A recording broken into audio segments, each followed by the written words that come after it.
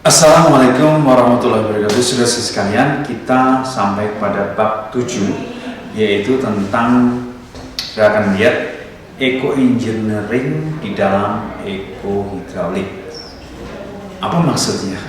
Maksudnya bagaimana kita bisa mengembangkan eco-engineering, yaitu teknik-teknik yang berbasis pada pengetahuan ekologi yang tidak merusak ekologi di dalam konsep eco-hidraulik ini.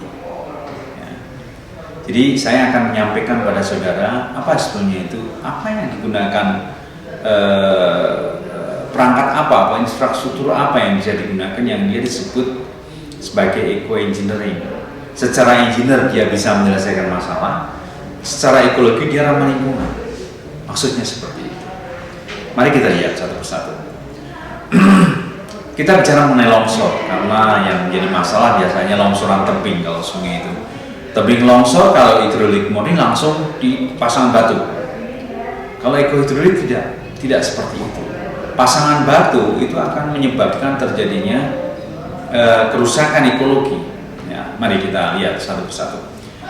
Longsoran tebing itu disebabkan karena satu, misalnya karena gelombang laut, karena abrasi. Akibat kenaikan kecepatan air atau aliran sekunder aliran yang berputar sepanjang sungai itu. Longsor akibat peningkatan berat tanah karena hujan, sliding, dan longsor akibat gempa, ya rekahan, sliding, itu longsor. Longsor di sungai, ya saudara akan lihat seperti ini, karena kecepatan tinggi mungkin ada kecepatan air yang mendesak ke sana, ya mungkin akan terjadi longsor seperti ini. Tapi kalau masih ada vegetasi, flora fauna seperti ini, flora seperti ini, saya kira kemungkinan longsornya kecil. Ya. Tapi kondisi yang seperti ini, saudara sekalian, seperti yang saya lihat di sana, itu sudah sangat kritis karena kecepatan airnya itu bergerak dari ujung ini ke sana, ya, dan nabrak dinding sana, terjadi longsor. Setelah menghantam dinding sana, dia akan bergerak ke dinding sebelahnya, menghantam di sana. Nah, kondisi yang seperti ini adalah kondisi yang perlu diselesaikan secara eco-hidraulik, eco-engineering. Kalau dengan cara hidrolik murni atau hydraulic engineering, maka tentu saja akan kita usulkan, ya sini akan kita buat talut atau pasangan batu dari titik ini sekilo sampai sana untuk mencegah longsoran berikutnya. Tapi tidak disadari bahwa secara ekologi merusak ekologi. Yang kedua, secara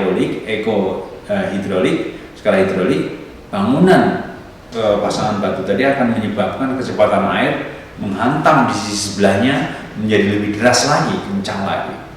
Itulah mengapa konsep eco-engineering ini penting untuk kita. Di Indonesia ini banyak sekali sungai dan akan selalu terjadi erosi kanan kiri tebing. Dengan kita tahu konsep eco-engineering yang sangat murah, maka dana kita tidak kita habiskan untuk membuat tebing-tebing yang tidak perlu seperti yang kita buat sampai sekarang ini. Nah, sudah melihat kondisi seperti ini, apakah ini akan kita buat pasangan batu ya untuk menghindari longsoran? Tentu saja tidak ya. Tapi mungkin saja iya, oleh beberapa teman yang tidak berpikir ekologi atau uangnya terlalu banyak mungkin, atau tidak berpikir tentang uang, maka tentu saja itu bisa juga dilakukan. Tapi kalau ekologi, eco-engineering tidak seperti ini. Nanti akan kita lihat bagaimana kita menyelesaikan masalah seperti itu. Longsoran tebing yang lebih dahsyat lagi seperti ini, ya. Ya, kalau kita mau selesai one step, ya kita pasang batu, set gitu. Setelah itu tidak longsor di situ karena ada pasangan batu, tapi longsor di hilirnya karena pasangan batu akan terhantam aliran akan menghantam lagi di bagian sisi yang lain. Ya, itulah yang masalah-masalah yang kita hadapi. Jenis erosi tebing sudah mesti lihat, jenis kerusakan tebing, belum ada erosi, dikarenakan ada erosi ini adalah satu tabel lokasi pada alur sungai lurus tidak masalah, pada alur sungai pada kurva dalam tidak ada masalah, kalau kurva luar baru masalah. Ya. Lokasi terkait jalan dan perumahan, berbatasan langsung dengan jalan raya, itu sangat penting untuk diselesaikan, berbatasan langsung dengan rumah dan sebagainya. Teknologi perbaikannya gambar, ini ada gambar, oh kalau seperti ini gambar eco-engineeringnya yang bisa digunakan seperti ini, kayak seperti ini. Bagaimana bisa kita terapkan? Jadi kita nanti punya gambar-gambar 1 sampai 12 sampai 13. Kalau seperti ini Anda pakai ini, masukin. Kalau seperti ini Anda pakai ini. Tentu saja Anda harus punya pengalaman sendiri untuk mengimplementasikan itu, sehingga dengan berjalannya waktu Anda akan yakin bahwa apa yang Anda lakukan itu benar. Ya.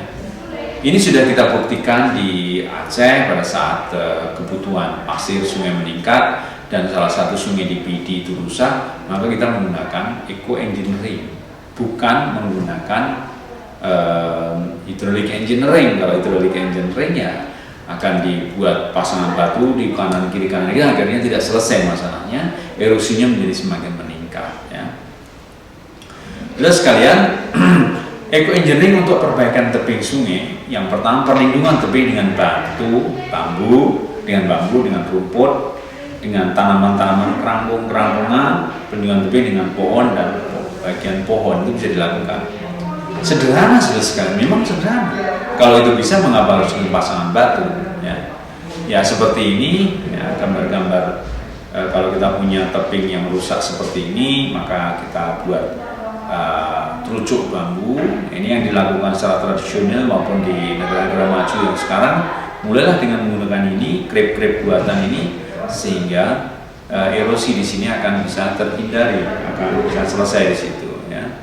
Juga kalau misalnya ada erosi di bagian luar seperti ini, kita pasangi batu dan bambu-bambu, tanaman-tanaman sini akan bisa mengurangi di situ. Ya.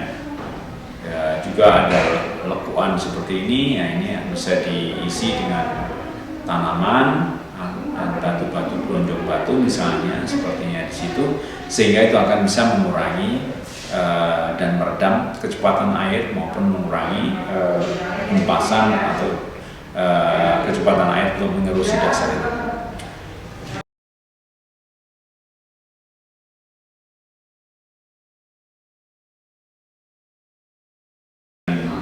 Sungai ini ya tebing yang rusak, kemudian kita buat pakai bambu, terucuk bambu, kita tahan di situ, maka erosi akan mengisi dan akan ada vegetasi kuat, selesai erosinya tidak bertambah lagi. Cara ini adalah cara eco engineering di dalam eco hidrolik, cara-cara seperti ini. Jadi tidak mesti yang seperti ini kemudian dipasang batu atau bronjong atau apa, tidak perlu. Kalau memang dengan bambu kemudian dibiarkan terjadi sedimentasi, ada tanaman yang hidup di situ, dia akan tumbuh dengan baik. Sudah sekalian, kita akan lihat selanjutnya tentang konsep ekohidrolik ini. Tapi sebelumnya saya akan tutup seperti ini dulu karena kuliah ini masih panjang, sehingga saya bagi dua. Saya beri kesempatan saudara untuk berpikir apa sebetulnya manfaat daripada eco engineering ini di dalam pengelolaan sungai. Cukup sekian, akan saya lanjutkan kemudian. Terima kasih.